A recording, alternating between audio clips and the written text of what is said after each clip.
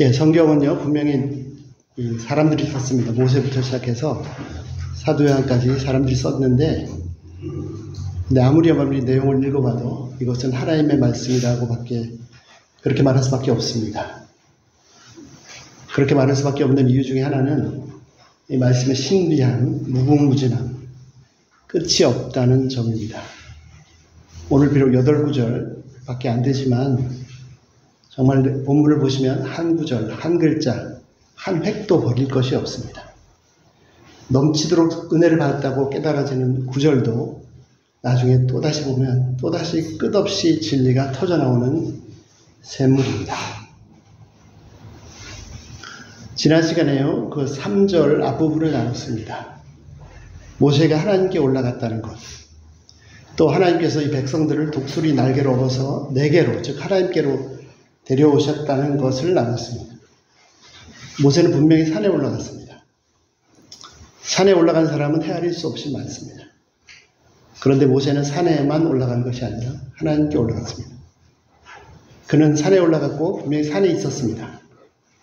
바울처럼 입신을 해서 세 번째 하늘에 갔다 온 것이 아닙니다. 분명히 산에 있었습니다. 그러나 그는 하나님께 올라갔고 하나님 앞에 있었습니다. 하나님과 함께 있었습니다. 우리는 교회에 옵니다. 하나님 앞에까지 가야 합니다. 교회에 온 모든 사람이 다 하나님께 올라가는 것은 아닙니다. 최종적인 목적지가 산이 아니고 교회가 아니라 하나님 앞에 있다. 이 시간 우리가 하나님께 올라가기를 기도합니다. 찬송가 204장 3절, 세상과 나는 간 곳이 없고 구속한 주만 보이더라. 그렇습니다. 어느 순간 나는 분명히 교회에 와 있는데 어느 순간 세상과 나는 나 자신도 보이지 않고 영광의 주님만 보이는, 나를 구원하신 주님만 보이는 그런 경험을 꼭 하시길 기도합니다. 예수로 나의 구주 삼고 성령과 피로서 거듭나니 이 세상에서 내 영혼이 하늘의 영광을 누리도다. 하나님을 맛보고 천국을 맛보셔야 됩니다. 하늘의 영광을 누리시기를 간절히 기도합니다. 높은 산이 거친 들이 초막이나 궁궐이나 내 주 예수 모신 곳이 어디요? 그 어디나 하늘나라. 할렐루야 찬양하서 내 모든 죄를 다 용서받고 주 예수와 동행하니 어디요? 그 어디나 하늘나라. 네. 이런 사람은요, 장차 영원한 천국도 누리겠지만 지금 이 세상에서도 바로 지금 이 순간에도 하나님 나라 천국을 살게 됩니다. 이 시간 하나님께 저희를 하나님 앞으로 올려주시길 기도합니다. 하나님께서 모세를 부르셨습니다. 하나님께서 모세를 부르셨기 때문에 모세가 하나님께 올라갈 수 있었습니다. 하나님께서 먼저 불러주지 않으시면 인간의 극히 제한된 능력으로는 결코 하나님 앞에 올라갈 수가 없습니다. 전도서 5장 2절, 너는 하나님 앞에서 함부로 입을 열지 말며 급한 마음으로 말을 내지 말라. 자, 하나님은 하늘에 계시고 너는 땅에 있음이라. 그런즉 마땅히 말을 적게 할 것이라. 하나님은 하늘에 계시고 너는 땅에 있음이라. 이 짧은 두 문장이, 이 말씀이 그 위대한 신학자 칼 바르트의 신학의 핵심 중의 핵심입니다. 하나님은 하늘에 계시고 너는 땅에 있습니다. 하나님과 인간 사이에는요, 도저히 건너갈 수 없는 질적인 무한대한 갭이 있습니다. 갭, 차이가 있습니다. 이 차이를 깨닫는 만큼 하나님을 경외하게 됩니다. 두려워할 줄 알게 됩니다. 이 차이를 아는 만큼 그 사람의 신앙이 성숙합니다. 믿음의 깊이가 달라집니다. 많은 경우에 사람들은 하나님을 그저 자기 수평으로, 자기 수준으로 알고 있습니다. 그래서 하나님을 오해합니다. 하나님을 전혀 모릅니다. 여기에 저 차원의 인간의 수준이 다 드러납니다. 땅바닥에 기어다니는 벌레가 보는 것과 저 끝없이 높은 하늘에서 온 사방을 다 내려다보는 독수리가 보는 것은 차원이 다릅니다. 하나님은 독수리 차원이 아니고 다른 차원의 존재가 아니고 무한 차원의 존재이십니다. 지극히 높으신 하나님, 인간의 능력으로는 아예 생각조차 할 수도 없는 무한히 높은 곳에 계신 하나님, 그런데 바로 늘 항상 나와 함께 하신 하나님. 자, 이 모순을 내가 도저히 도달할 수 없는 지키 높으신 하나님, 그러나 내 곁에 계신 하나님, 이 모습을 어떻게 이해할 수 있을까요? 전에도 한번 소개해드린 적이 있는 것 같습니다.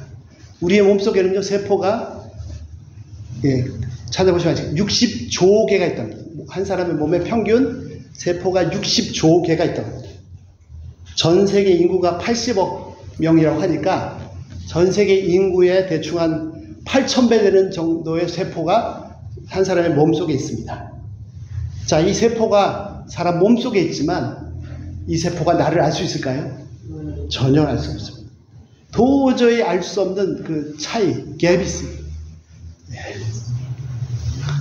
하나님은요, 무소부지하시고 어디나 계시지만 인간과 하나님 사이에는 엄청난 정도의 차이가 아니라 무한 차원의 근본적인 질적인 건너갈 수 없는 차이가 존재합니다. 인간은 근본적으로 하나님을 알 수 없습니다. 그럼 방법이 뭡니까? 오직 하나. 하나님께서 먼저 와주셔야 하나님을 알 수 있습니다. 하나님께서 모세를 부르셨습니다. 그래서 하나님께 올라갈 수 있었어요. 하나님께서 나를 하나님께로 올려주셔야 하나님께로 올라갈 수 있습니다. 하나님께서 우리 속에 오셨습니다. 우리 속에 오신 하나님, 그분이 누굽니까? 바로 예수님이십니다. 예수님이 아니시고는 근본 하나님을 알 수도 없고 나아갈 수 없고 아예 올라갈 수 없습니다. 그래서 예수님만이 유일하신 길이시요 진리이시며, 그래서 우리에게 생명을 주실 생명이 되십니다. 여기까지가 지난번에 살펴봤던 내용입니다. 앞절, 3절 앞절. 원사님 3절 띄워주시겠어요? 모세가 하나님 앞에 올라가니 3절. 하나님께서 그를 부르셨습니다. 자, 3절 후반절 보시겠습니다. 너는 이같이 야곱의 집에 말하고 이스라엘 자손에게 말하라. 자, 모세가 하나님 앞에 올라갔고요. 하나님께서 그를 산에서 부르셨습니다. 그리고 말씀하십니다. 뭐라고요? 너는 이같이 야곱의 집에 말하고 이스라엘 자손에게 말하라. 자, 하나님께서 모세에게 하신 첫 번째 말씀이 뭡니까? 이같이 말하라. 이같이 말하라. 여기에 정말 아주 정말 큰 어려움이 있습니다. 하나님께서 모세에게 자, 내가 이렇게 말하는데 그대로 가서 말하라고 하십니다. 자, 여기 어떤 어려움이 있습니까? 자, 하나님께서 말씀하십니다. 하나님께서 말씀하시는데 어떤 어려움이 있습니까? 첫 번째 어려움은 뭡니까? 하나님께서 말씀하시는데요, 모세는 어떻게 해요? 그 말씀을 자기 수평으로, 자기 수준으로 이해합니다. 벌써 여기서 엄청난 차이가 벌어집니다. 그 다음 모세가 그래, 하나님께서 이렇게 말씀하시지라고 자기 수준으로, 자기 수평으로 이해한 걸 가지고 백성들한테 전합니다. 그럼 어떻게 돼요? 백성들은 모세의 수평이 아니라 또 자기들의 수평으로 그 말씀을 이해합니다. 저희가 지금 같이 보고 있는 이 짧은 본문 속에서도 이런 현상이 너무 분명히 나타납니다. 자, 대학교 다니는 형이 아주 어려운 미적분학을 쭉 말했는데 초등학교 동생이 뭐예요? 그걸 더하기 빼기인 줄 알고 더하기 빼기를 말하고 있습니다. 초등학교 동생이 자기 수평으로 이해를 한 거죠. 하나님께서 가나안 땅을 주시겠다고 분명히 반복해서 말씀하시는데 백성들은요, 이게 무슨 말씀인지 몰라서요. 그냥 자기 수평으로 얘기를 했어요. 아니 뭐 가나안 땅 주시겠다고 주시면, 아니 그런 차원이 아닙니다. 이 말씀을 자기 수준으로 이해하고 깨닫지도 못했고 감도 못 잡았습니다. 그냥 귀로만 들었습니다. 그래서 어떻게 됐습니까? 가나안 땅을 다녀온 정탐꾼 10명은 뭐라고 보겠어요? 우리는 그들 앞에 메뚜기 같다고 보고했고, 이 보고를 들은 백성들은 여호와 하나님께서 우리를 이 땅에서, 이 광야에서 죽게 하시려고 이집트에서 구원하셨냐? 라고 말하고 불평하면서 심지어는 모세와 아론을 죽이려고 했습니다. 민수기 13장 14장입니다. 하나님께서 말씀하실 때, 자, 내가 이 땅을 너에게 주리라 그 말씀하실 때 백성들의 수평으로 말씀하신 게 아닙니다. 하나님의 수준에서 말씀하신 겁니다. 아니, 이 땅을 주시겠다는데 뭐 어떻게 주시는 거지? 도저히 빼앗을 수 없을 것 같은데, 우리보다 머리도 하나 크고 성도 견고한데, 우리 다 죽을 것 같은데, 자기 수평으로, 자기 수준으로 이제 불가능합니다. 노예 출신들이 뭐 칼싸움이나 한번 해봤겠습니까? 아니요, 하나님은요, 그들의 수준에서 말씀하신 게 아니라 하나님의 수준에서 말씀하셨어요. 그들이 자기 수준에서 들었을 뿐이죠. 자, 하나님의 수준은 어떻습니까? 이사야 4장. 보라, 그분에게는 열방이 물통의 한 물방울 같고, 저울의 작은 티끌 같으며, 섬들은 떠오르는 먼지 같으니, 레바논 그 나라 전체를 갖다가도 땔감으로도 부족하고, 짐승들 레바논 산림에 있는 그 수많은 짐승 다 바쳐도 번제로 부족할 것이라. 그의 앞에서는 모든 열방이 아무것도 아니라, 그는 그들 앞에 그들을 없는 것 같이 빈 것 같이 여기느니라. 하나님께서 가나안을 주시겠다고 약속하실 때는 하나님의 수준에서 말씀하십니다. 하나님의 수준은 어떤 수준입니까? 지금 뭐 세계가 난리지 않습니까? 여기도 전쟁, 저기도 전쟁, 막 지진 난립니다. 그 열방들이, 푸틴이, 그 제국 러시아가 하나님 앞에 뭐라고요? 물통에 물방울 같고, 저울 위에 있는 먼지 같다. 섬들이 티끌 같다. 하나님은 그 수준에서 말씀하신 거예요. 내가 이거 다 줄게. 백성들은 어떻게 했어요? 자기 수준으로 가보니까 머리는 하나 더 크고. 오직 갈렙과 여호수아만 하나님의 말씀을 하나님께서 하시는 말씀으로 받았습니다. 이 일은 지금 현재 바로 우리의 삶 속에서도 똑같이 벌어지고 있습니다. 우리가 지금 읽고 듣고 보는 성경 말씀은, 하나님의 말씀은 하나님의 수준에서 하시는 온 우주의 창조주 하나님의 말씀입니다. 하나님께서 말씀하신 겁니다. 나도 내 수준으로, 내 수평으로 이해하고 들을 때 10명의 정탐꾼처럼 이 세상에서 패배자로밖에 살 수밖에 없습니다. 아닙니다. 이 책의 말씀 한 구절 한 구절은 진짜로 하나님의 말씀. 그 열방들을 저울의 먼지로 여기시는 그 하나님의 수준에서 하시는 말씀입니다. 그분이 아무것도 염려하지 말라 그러시면 진짜로 그 말씀이 진짜 온 우주의 왕이신 하나님이 하시는 말씀이기 때문에 진짜 아무것도 염려 안 하셔도 됩니다. 아니 어떻게 그럴 수가 있어요? 세상이 그렇게 만만한가요? 염려할 일이 하루에도 수도 없이 발생하는데 왜 자꾸 나는 하나님의 수평을 자꾸 내 수준으로 끌어내리네. 왜 그분의 말씀을 그분의 수준으로 이해 못하고 내 수준으로 이해하나요? 온 우주 모든 것을 마음껏 다스리시고 온 우주를 다 합친 것보다도 더 큰 권능을 가지고 계신 하나님께서 아무것도 두려워하지 말라 말씀하십니다. 나는 그분의 말씀을 왜 내 수준으로 끌어내려가지고 전능자의 말씀을 왜 내 수준으로 이해합니까? 마치 나하고 비슷한 친구가 말하는 것처럼 그래 성경에 그렇게 써있으니까 근데 두려워.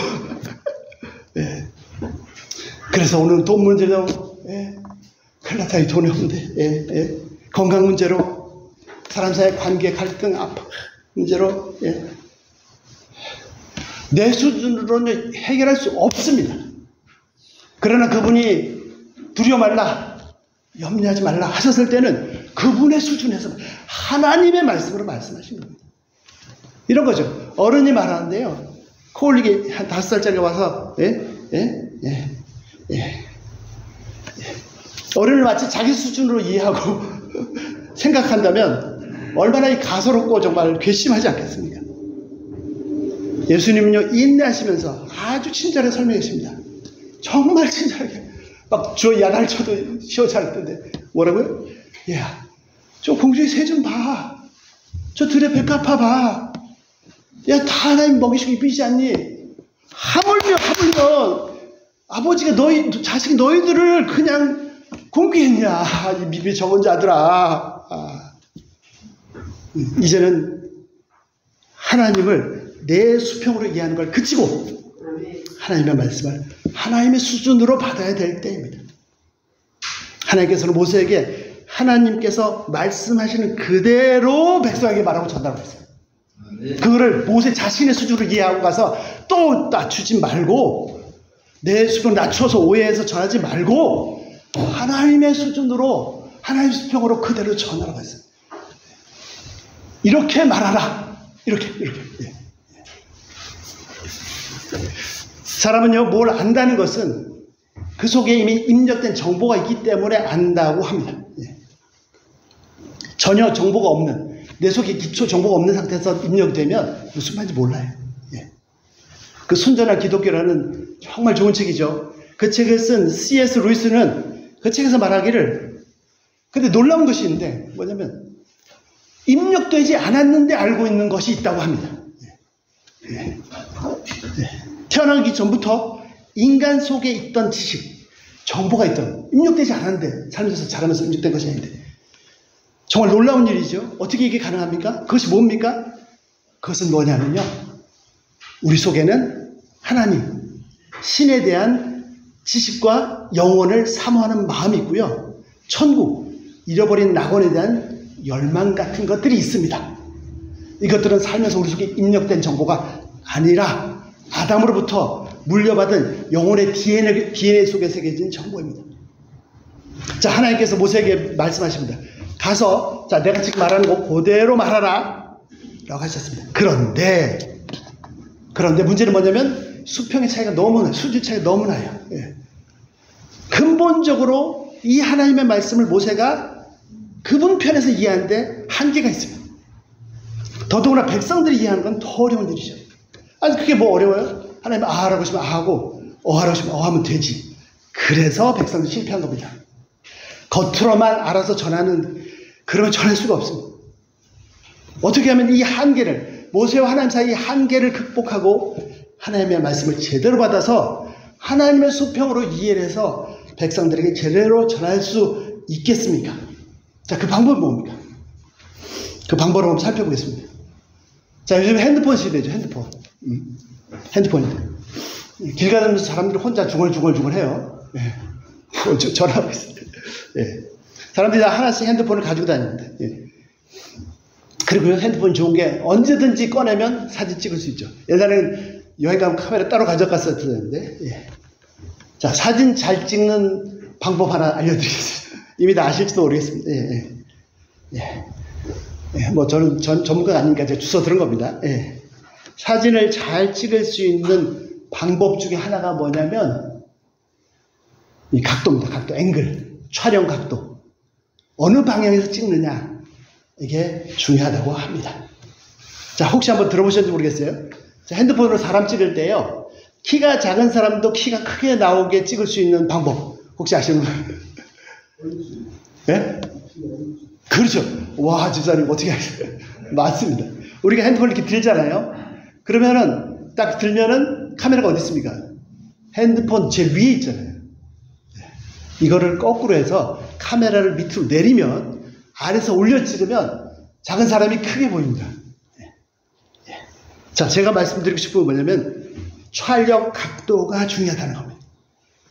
사진이나 영화를 찍을 때 이 각도가, 앵글이 너무너무 중요해요. 그래서 학교에서 무지무지하게 배워요. 자, 두 사람이 대화를 합니다. 그런데요, 영화를 보면 어떻게 했죠? 두 사람이 대화를 하는데 각도가 딱 고정되어 있지 않습니다. 영화를 보면 어떻게 해요? 두 사람이 대화를 보고받는 중 계속 카메라 각도가 바뀌죠. 이 사람 말 때 이쪽에, 저 사람 말 저쪽에. 그래서 말하는 사람이 얼굴이 나오도록 계속 반대 방향에서 계속 찍어줍니다. 자, 사람과 대화를 할 때도요, 계속 내 편에서만 보고 대화를 하면 상대방을 도무지 이해할 수 없어요. 이 각도가 중요해요, 각도가. 어떻게 해요? 이 사람 왜 이런 말을 해? 내 쪽에서 계속 찍어봤자 안 나와요. 어떻게 해요? 각도를 틀어서 상대방 편에서 이쪽을 보면, 얘기를 들으면 이해가 됩니다. 책은 더더욱 그렇습니다. 책은 나의 고정관념을 딱 붙잡고 1차원적으로 책을 읽으면 아무리 쉬운 책, 아무리 좋은 책이도 아무리 읽어도 이해가 안 됩니다. 그 제가 어떻게 이해할 수 있습니까? 각도를 바꿔서, 앵글을 바꿔서 그 책의 저자 입장에서 위치를 바꿔서 읽어야 그 책의 내용이 다 이해가 되고 나의 지식이 엄청 넓어집니다. 이것이 천재가 되는 비밀입니다. 천재의 비밀은요, 머리 IQ도 중요하지만 천재의 비밀은 겸손입니다. 책 중에 책, 사람들의 책 중에서, 사람들이 쓴 수천만 권의 책 중에서 유일한 한 책, 하나님의 책, 성경은 더더욱 그렇습니다. 내 각도에서 아무리 봐도 이 책의 원저자이신 하나님의 뜻을 알 수가 없습니다. 내 수평에서 아무리 봐도 그냥 어떻게 해요? 각도를 바꿔, 앵글을 바꿔요. 각도를, 촬영 각도를. 그래서 하나님의 각도에서 성경을 봐야 하나님의 수준으로 제대로 이해할 수 있습니다. 촬영 각도를요, 수평에서 내 편에서 180도 반대편으로 돌리는 정도가 아니고 어떻게 해요? 하나님 편에서 이 각도를 위로 올리는 겁니다. 위로. 3차원에서 3D로 입체로 보는 것이죠. 아니 3차원이 아니라 무한 차원으로 볼 때 성경이 열립니다. 에바다! 열립니다. 예. 그런데 계속 말씀드립니다마는 사람으로서는 불가능합니다. 어떻게 가능합니까? 사람으로서는 불가능하나 사람으로서는 할 수 없으나 하나님으로서는 다 할 수 있으시느니라. 마태복음 19장 21절. 하나님께서 하늘에서 나를 하나님으로 올려주시면 가능합니다. 3D로 입체로 위에서 밑에서 별벌벌 기어다니는 벌레가 보는 곡도가 아니고 저 창고에서 전체를 다 아우르는 하나님의 각도에서 볼 수 있습니다. 이 나를 하나님께로 올려주시는 이 일, 오순절 이후 지금까지 성령께서 하시고 계십니다. 나를 하나님 편으로 올려주셔서 그분의 말씀을 이것이 내 수평이 내 수준이 아니라 진짜 하나님의 수준으로 하나님 수평으로 이해하게 하시고 깨닫게 하시는 그 일을 성령께서 하십니다. 성령께서 촬영 각도를 이 이해의 각도를 저 높은 곳에 하나님 편으로 바꾸어 주실 때 가능합니다.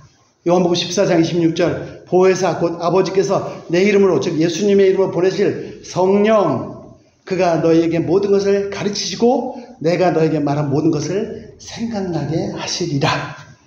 자, 예수님께서 말씀하셨습니다. 성전을 헐라 3일 만에 내가 일으키겠다 이렇게 말씀하셨을 때 그 말을 듣던 유대인들만 이 말씀을 이해를 못한 게 아닙니다.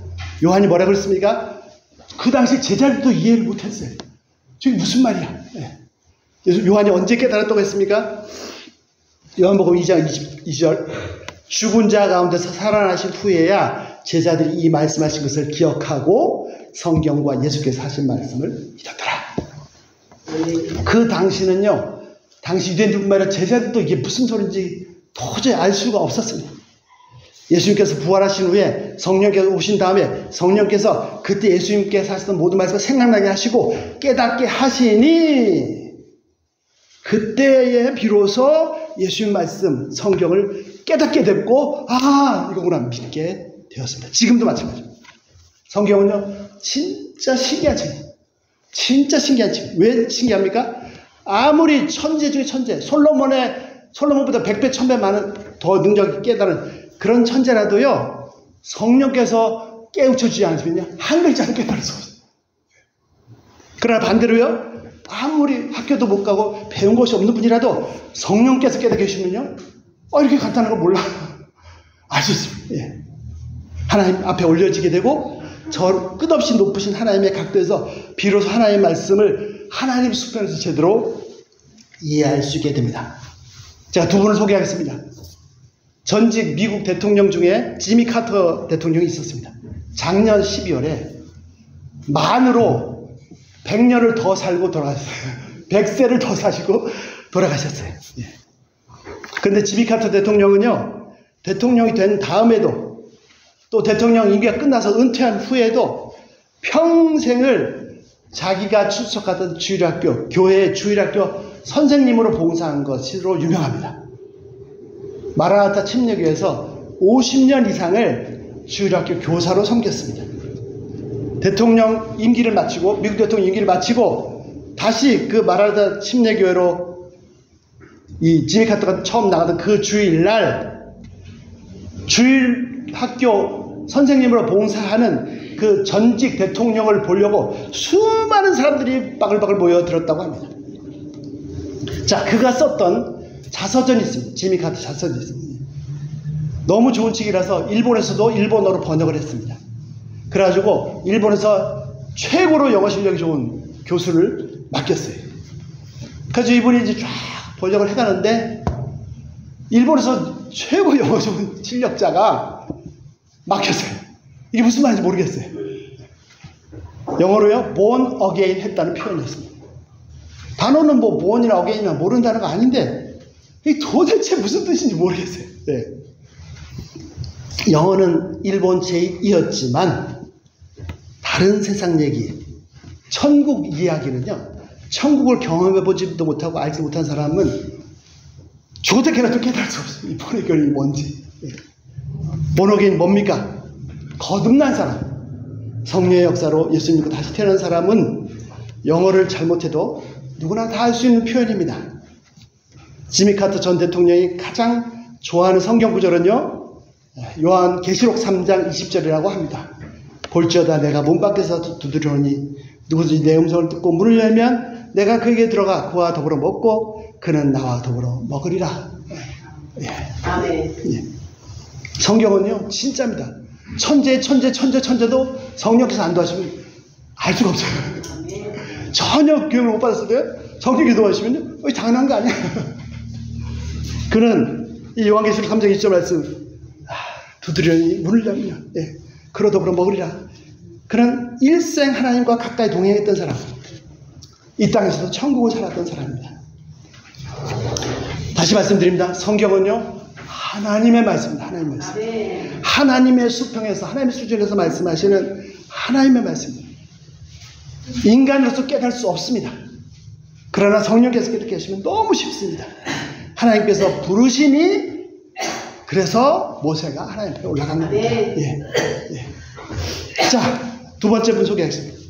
우리 개신교회, 종교개혁 개신교회 뿌리는요 마틴 루터하고 켈빈입니다. 특히 장로교회의 기초는 켈빈이 다 놓았습니다. 뭐 장로교회 기초는 켈빈이 놓았지만 개신교회, 뭐 저도 침례교회 목사지만 켈빈이 놓은 거죠. 켈빈은요 진짜 인류 역사상 뭐 솔로몬이 최고라고 하니까 하여튼 솔로몬 복음까지 제 생각에는 천재 중에 천재입니다. 어느 정도 천재냐? 그가 24살 때인가요? 프랑스에서 자기 나라에서 도망가서 스위스로 가게 됐는데 그 계기가 있습니다. 왜 도망가게 됐냐면 1533년 그때 이 켈빈 24살이었거든요. 그의 친구도 아마 비슷한 나이였을 거라고 생각됩니다. 젊은 의학대 의대 교수였던 니콜라 콥이라는 사람이, 놀라지 마세요. 20대 초반 친구가 파리 대학 총장으로 취임합니다. 지금 식으로 얘기하면 20 간 넘은 사람이 서울대 총장, 북경대 총장이 되는 거죠. 근데 그 연설문이 잘못돼가지고 니콜라 콥이 도망가는데 켈빈도 도망가야 됐습니다. 왜요? 그 천재가 했던 연설문 때문에 문제가 생겼는데 그 천재가 총장이 된 그 니콜라스 콥의 연설문을 초안을 켈빈이 써줬어요. 그 켈빈이 진짜 천재죠. 그때 24살이었습니다. 그 도망갔습니다. 자, 켈빈이 일생 동안 한 것이 두 가지입니다. 두 가지. 그의 평생의 역작, 기독교 강요. 이것도 긴 얘기인데요. 기독교란 뭡니까? 우리가 믿는 것이 뭡니까? 하는 것을 자세히 설명한 책입니다. 이 책을 평생을 또 고쳐 썼습니다. 그것도 프랑스어가 아니라 라틴어로. 이 켈빈의 기독교 강요는 장로교는 물론이고요. 모든 개신교의 기초입니다. 그 파운데이션, 기초석입니다. 모든 사역자들은 다 읽어봐야 돼요. 또 하나는요, 두 번째. 또 하나는 뭐냐면, 억지로, 자기 안 한다고 도망갔는데, 어거지로 협박해서, 당신한테 하나님 저주가 임할 거다. 할 수 없이 끌려가서, 담임 목사가 된 제네바 교회에서 평생 했던 설교입니다. 기록에 의하면 켈빈은 매일 설교했던, 매일 예배가 있었고, 주일날은 뭐 더 했고, 그런데 설교를 듣던 사람들이 가만히 있을 수가 없습니다. 그래서 어떻게 했어요? 프랑스어로 설교하니까 프랑스어 속기사를 구했어요. 속기사 아시죠? 사람들이 말하는 거 다 적어가지고 그걸 다시 사람들이 알 수 있게 이렇게 기록해 주는 사람. 이 켈빈 설교하는데 가만히 있을 수 없어가지고 프랑스 기사를 한 사람을 구했어요. 그리고 그한테 유물을 줬습니다. 당신은 아무것도 하지 말고 켈빈이 단위에 올라가서 설교할 때마다 한마디도 놓지 말고 다 보다 적어라. 네. 평생 사역을 했는데 켈빈의 평생 사역을 다 받아 적었습니다.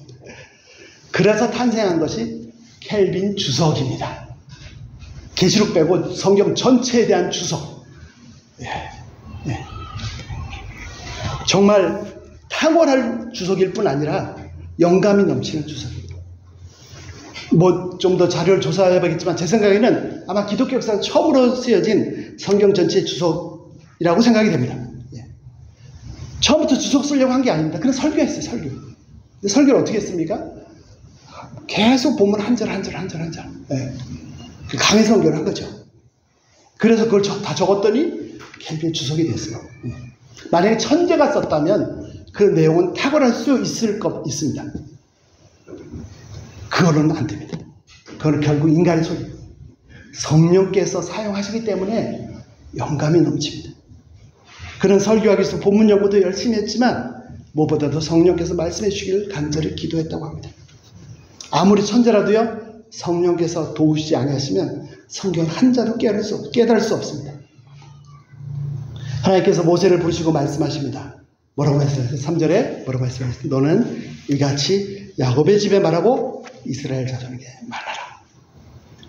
이 시간 하나님께서 이 미천한 자부터 저희 한 분 한 분을 정말 이 말씀을 깨달을 수 있게 해주시기를 성령께서 은혜 베풀어 주시기를 간절히 기도합니다. 아멘. 그래서 이 자리가 단순히 여기 3층에 모이는 이 자리가 아니라 하나님 앞에 올라간 한 분 한 분이 하나님 앞에 올라간 그런 자리가 되게 해주시길 간절히 기도합니다. 아멘. 세상과 나는 간 곳이 없고 구속한 주만 보이도다.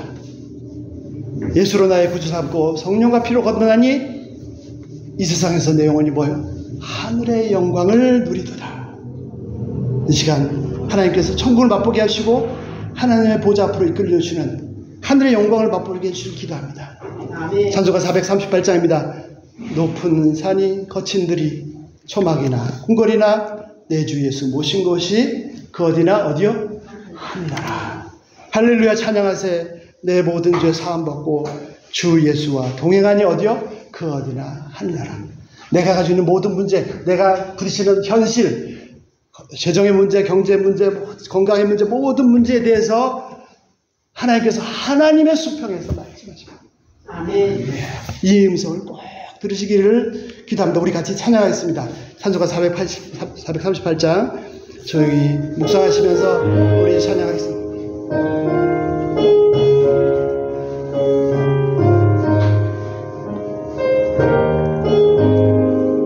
내 영혼이 은총 입어 중한 재지 벗고 보니 가사를 하시면 눈 감고 세상도 천국으로 화하도다. 할렐루야 찬양하세.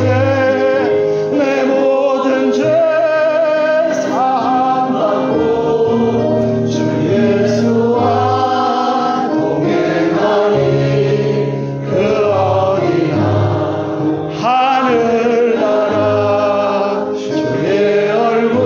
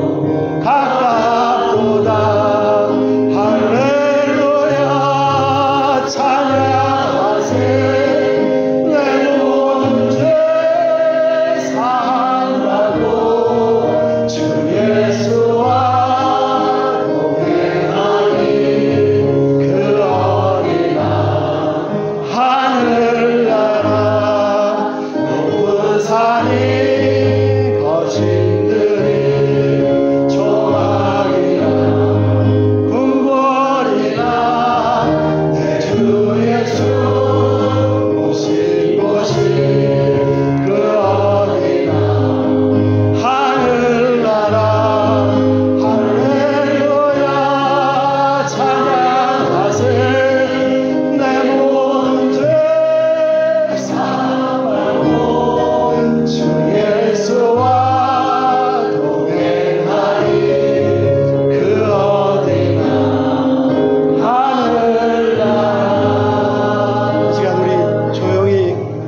각자 기도하시겠습니다. 계속 반주 부탁드립니다. 우리 찬양한 것처럼요, 높은 산이든지 거친 들이든지 초막이든지 궁궐이든지 내 환경과 조건이 문제가 아닙니다. 내 경제적인 문제, 내 건강의 문제, 질병의 문제, 사람관계의 문제, 현실의 문제가 내가 이 땅에서 천국을 살게 하는 것을 가로막을 수가 없습니다. 하나님을 가로막을 수가 없습니다. 높은 산이나 거친 들이나 초막이나 궁궐이나 어디 내 주님 모신 것이 바로 하늘을. 우리 같이 기도하십니다. 거룩하신 하나님 감사합니다. 귀한 말씀